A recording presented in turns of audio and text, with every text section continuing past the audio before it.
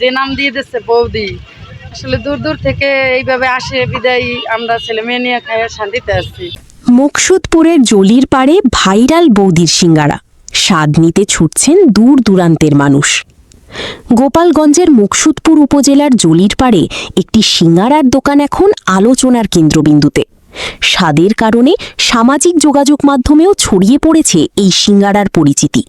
স্থানীয়দের কাছে এটি পরিচিত হয়ে উঠেছে ভাইরাল বৌদির সিঙ্গারা নামে।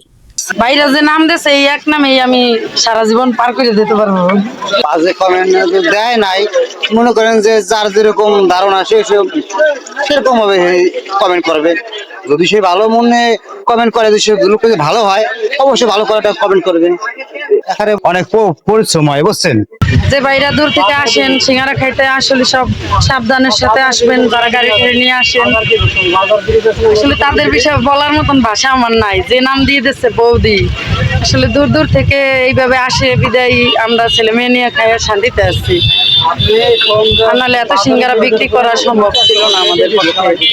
যে বাইরে আসেন আপনারা সাবধানে আসবেন, সিঙ্গারা খাইতে যারা আসতেছেন হেরা অন্তত একবার আইসা খাইয়ে দেখবেন। জানা গেছে প্রতিদিন এই দোকানে সিঙ্গারা খেতে ভিড় করেন বিভিন্ন এলাকার মানুষ। শুধু স্থানীয়রাই নয়, দূর দূরান্ত থেকেও অনেকে আসেন এই বিশেষ সিঙ্গারার স্বাদ নিতে। দোকানদার জানান প্রতিদিন প্রায় 2000 থেকে 3000 পিস সিঙ্গারা বিক্রি হয়। ক্রেতাদের চাহিদা দিন দিন বাড়ছে বলেও জানান তিনি।